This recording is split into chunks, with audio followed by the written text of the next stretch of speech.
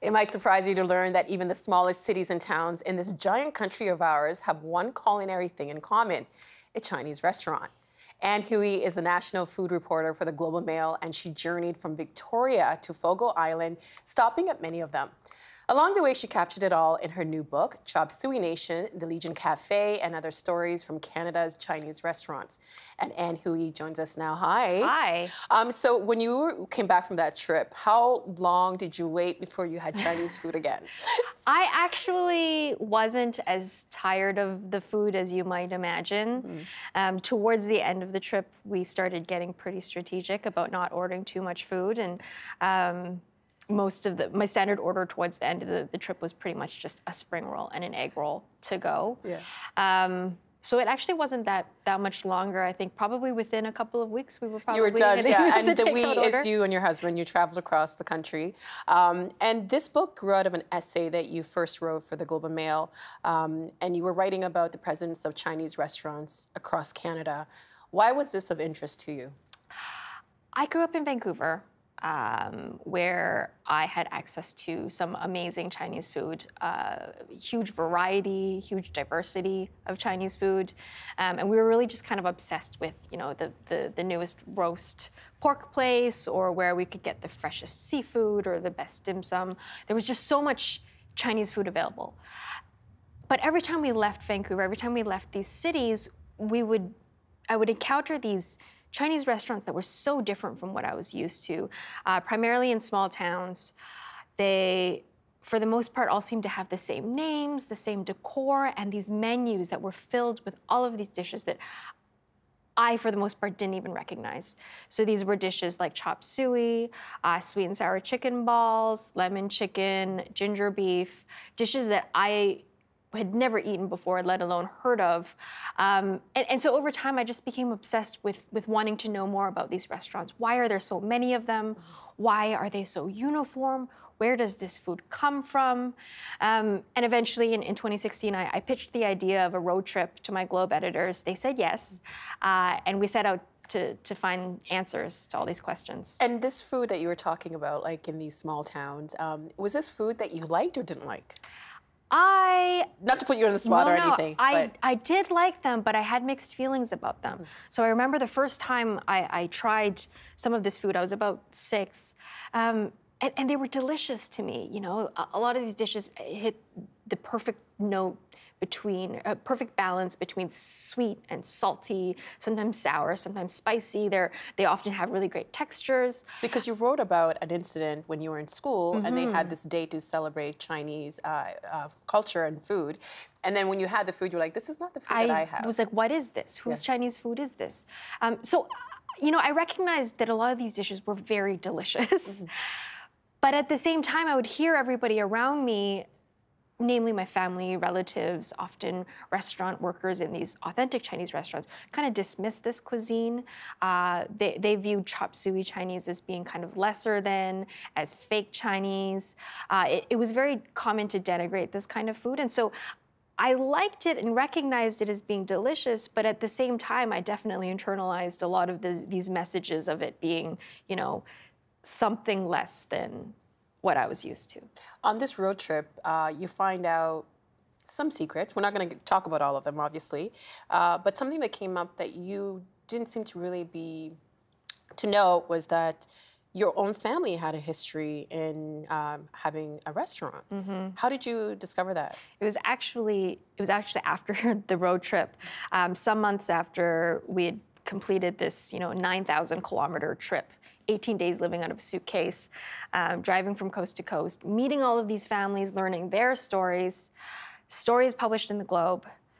I think 3 or 4 months later, I'm in Vancouver visiting my parents, and I was having this conversation with my dad, and all of a sudden, he revealed to me, essentially, that he had run a Chinese restaurant with my mom in the years before I was born in this small town outside of Vancouver. And learning that was, well, surprising, first of all. I mean, I just felt dumb because I had just finished this trip and hadn't thought to even ask my own family about their own story.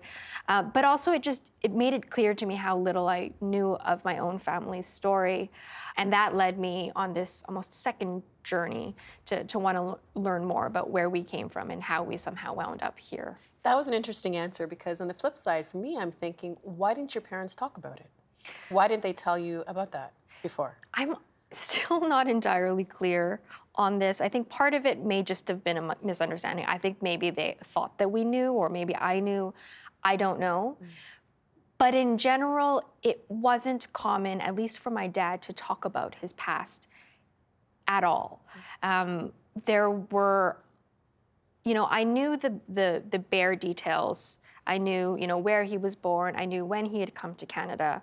But there were a lot of details about what had happened in between that he just never seemed very excited about sharing. In fact, even when I did ask questions, he was often very reluctant to talk about his past. And the more that I talked to other children, especially of more recent immigrants, many children of parents who had maybe been through a certain level of trauma or certain types of experiences, I found that is very common, is this reluctance to talk about the past, this reluctance to share those stories. Do you think that they're trying to protect their children by not speaking about this stuff?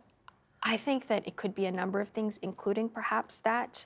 That was one thing that my aunt talked about, is not wanting to maybe burden the next generation with this knowledge of maybe some of the past pain and some of the experience that they'd been through. I think that maybe trauma has some part to do with it, maybe unprocessed trauma and unwillingness to want to kind of dig deeper into it.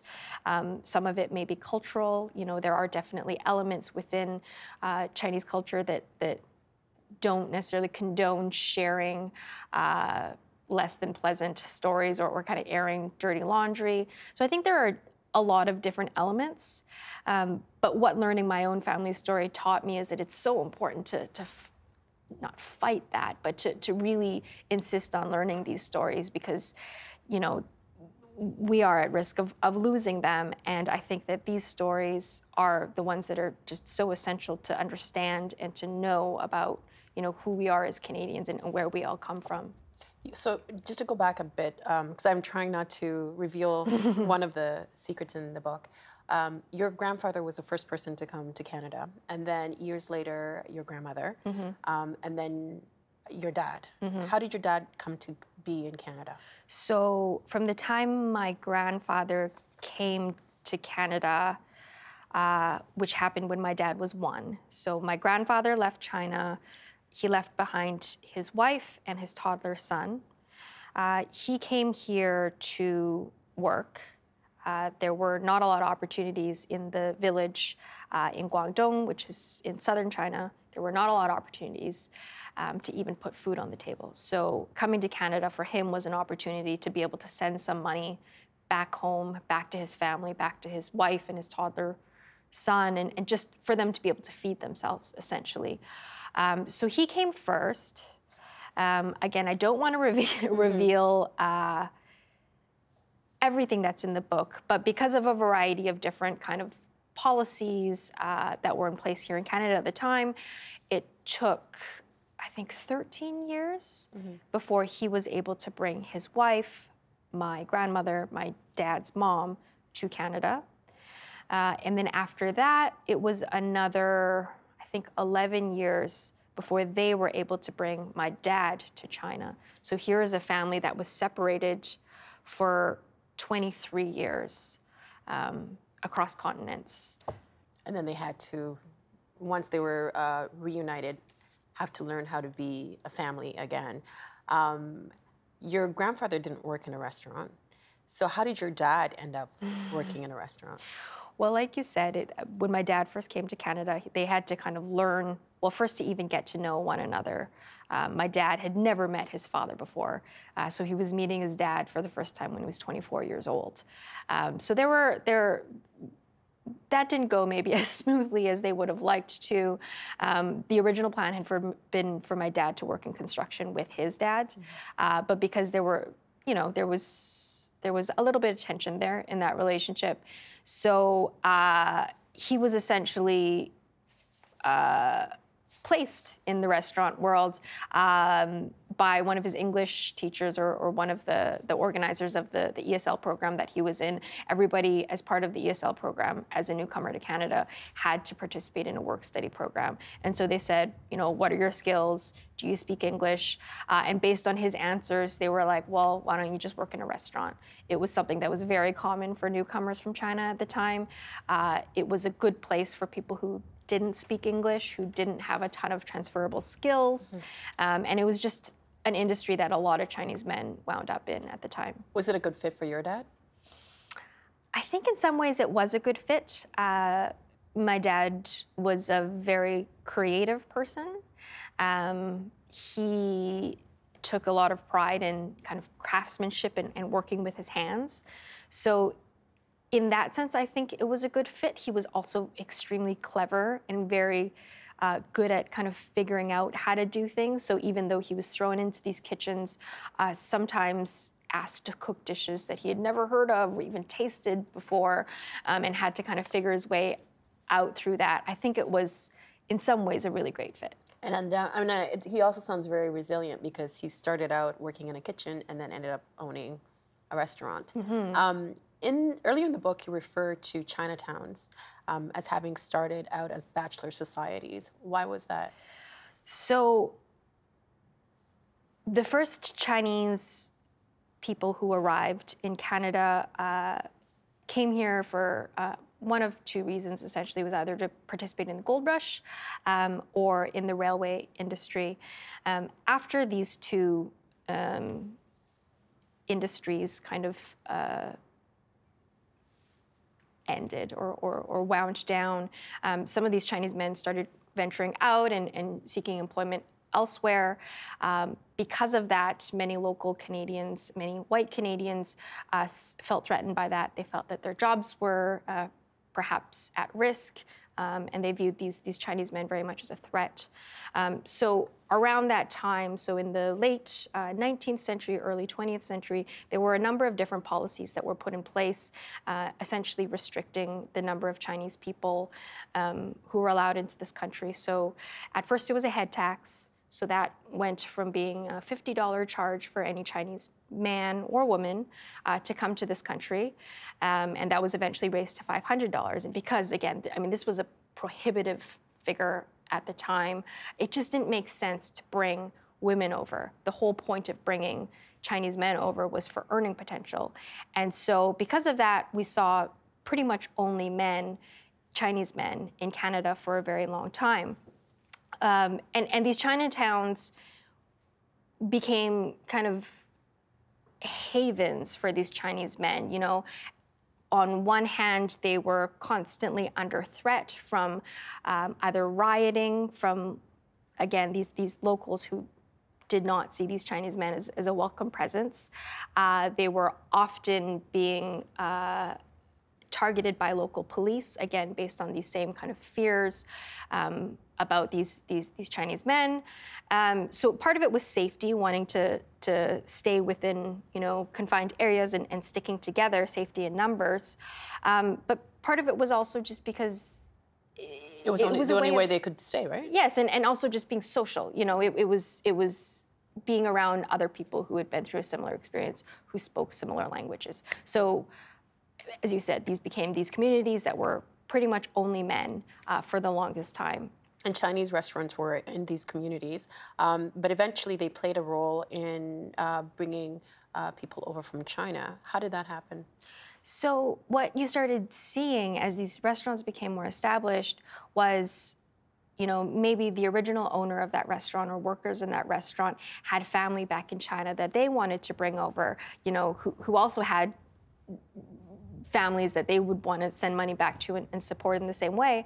And so you started seeing a lot of that kind of generations would bring over the next generation of young men.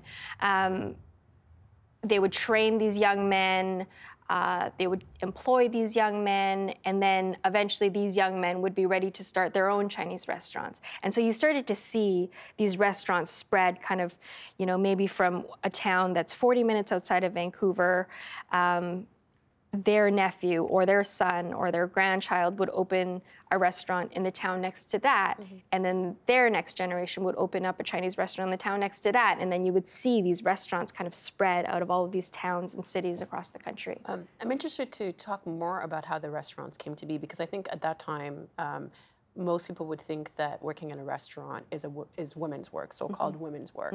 Was that part of the reason why they were able to I guess, be able to create those restaurants and create those jobs for other people? Yeah, it's exactly that. So on top of, the head tax, there were also in certain parts of the country actual laws and policies in place that forbid Chinese men from entering pretty much any professional industry at the time. So that left basically three options. What was considered women's work at the time. So that left for Chinese men jobs in laundromats, in convenience stores, and in restaurants. Learning that, I guess when you're writing the book, did you know that history before? Did you understand it more as you wrote it? And how did it impact you? I knew some parts of that history.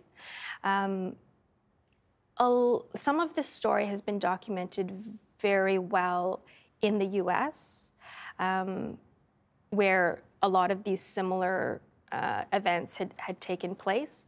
But I don't think the story has been told in the same way, at least in as complete of a way here in Canada to this point. There have been a few books on the subject, but what I came to understand from taking this trip and from speaking to people here in Canada is that we have a story that is very distinct and unique, and in many cases different from what happened in the States. And again, it just gave me a new appreciation. I think understanding all of these barriers that these men had to face in coming here and then in starting these restaurants and building these new lives for themselves, it just gave me this newfound sense of appreciation for the food and for that cuisine that was born out of it. And also it feels like a lot of these people were very, like an entrepreneurship drive to create these restaurants and to create all these different jobs. And in your book, you write about Bing's Restaurant, which is in Stony Plain, Alberta. And you write that it was a launching pad for its owner, William Choi. Could you tell us about his career a little bit, please? So William is the third generation Choi in Stony Plain to run the local Chinese restaurant. And William grew up working in the restaurant. His dad was the owner at the time, and he had the very typical kind of Chinese restaurant kid experience where he would run to the restaurant during recess and lunchtime at school, help out with lunch service, and then run back to school. After school, he would do his homework in the kitchen, or he would hang out in the basement and run around with his friends. He grew up in the restaurant.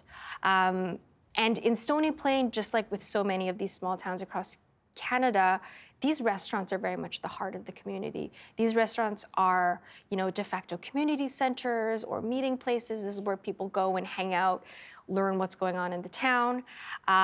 So Bing's is very much that. Mm-hmm. So because he was always there, he very much became this fixture of the community. And so when William was, had graduated from university and was running the restaurant on his own and this fixture of the community, when the chance for to run on the local city council came up, I think in 2007, I think that's right, he took it. He was elected. And now William Choi is also the town's mayor. So in Stony Plain, the owner of the Chinese restaurant is also the mayor of Stony Plain. I mean, only in Canada, right? Only. Well, because even looking at your family's history, when you look at how your dad came to be here, how your grandfather came to be here, and then you think about the opportunities that you have and your sisters have, what goes through your mind to realize that all of this started the way it started? And this is stuff that you've learned by writing this book. I think it's pretty astounding that within the span of 2 generations, you can see so many changes in terms of, where my grandfather was starting from and the extremely privileged lives that my sisters and I have. We grew up in this country. We grew up speaking English. We were given the opportunity to have, multiple advanced degrees. I have this great job where I get to write for a living. It just speaks to these amazing opportunities that I feel like I just kind of lucked into because I happened to be born here. It's that whole idea of, the Canadian dream, the American dream, the Canadian dream. I am a living example of that. And this is now history that can be passed down to your family, which is pretty incredible. I'd like for you to read something for us. And this is the passage of when your father is reunited with his parents after many years. I think 20 years? 23 years 23 with years. his dad. For years, he had dreamed about this day, about coming to this new country. He had imagined himself here, living under one roof with his parents and sisters. The past few months and weeks had been occupied with planning, filling out paperwork, and gathering documents. And for the past week, he'd only thought about getting here, boarding the train, then plane, to arrive in this new place. After all of that, he was finally here. He was under the same roof as Ang Yin and Ye. They had all had dinner together, talking and eating around one table just as he'd imagined. What they hadn't talked about was the years they'd been separated or why. He wondered how much they even wanted him here. He thought about the blank faces on the 2 girls, his sisters who hadn't even known he existed. I mean, that must have been really shocking for your father to discover when he first got here. I know we talked about it earlier, but in the end, what impact did the separation of your family through the immigration process have on your dad and his parents? It was huge. It was huge. My dad was never able to really get to know his father. They never really had the opportunity to build that relationship. I didn't really get to know my grandparents as a result. So there are all these question marks that are still there and that will continue to exist because of this experience. Yeah. Did your parents ever speak to you about that? Did they ever express any frustration of, how they were treated as immigrants? I don't think frustration would be the right word, at least not from my dad's perspective. Mm-hmm. So even though he had been through this experience of being separated from his family, he never saw himself as a victim of anything. He would not be on with that. My dad was probably the proudest Canadian that you would ever have encountered. Every Canada Day, he would put up this obscenely large Canadian flag up on his front lawn, just like waving at the cars that would drive by. He always had on his ball caps little maple leaf pins or little Canadian flag pins. He loved being a Canadian. He loved having the opportunity to live here and to build his life here. He wasn't a victim, no. Do you think the country has done enough to address the harm that the government policy inflicted on Chinese immigrants from those times? I think that beyond just governments, I think that we as Canadians in general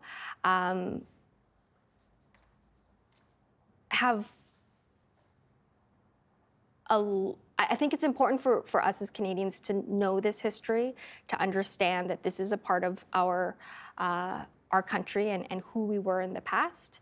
I think that the question of immigration has become a very topical one again. And I think that there are a lot of lessons from our past that we can probably continue to learn from. Has uncovering your own family history shifted your feelings of how you maybe feel about Canada? You know, for a lot of children of especially recent immigrants, our pasts and our histories are often, we have gaps missing. We don't quite know all of the answers behind where we come from. You know, I had a lot of classmates growing up where when we were assigned to put together our family tree, they came together with like perfect documents, and they had all the names and all the faces and all the dates. They had all of that. And it wasn't until I wrote this book and learned that history and was finally able to fill in all of those blanks and those gaps, did I understand that sense of, some people call it pedigree. I think maybe identity or that sense of belonging that comes with understanding your own story. And then beyond that, to understand how our story fits within the larger Canadian story has definitely shifted my thinking. In what ways? Well, not only in understanding that our story has value and deserves to be told, but also in understanding that our story actually tells a very essential part of Canada's history. And do you think it may be you, because in the book at the beginning you write about what it was like to be the other. Does it make you maybe stand a bit taller and more proud in your own history? I think that's a very nice way of putting it. And Huey, thank you so much for being here. Thanks for having me. The book is fantastic. Thank you. And congratulations. Thank you. The Agenda in the Summer with Nam Kiwanuka is brought to you by the Chartered Professional Accountants of Ontario. CPA Ontario is a regulator, an educator, a thought leader, and an advocate. We protect the public. We advance our profession. We guide our CPAs. We are CPA Ontario, and by viewers like you. Thank you.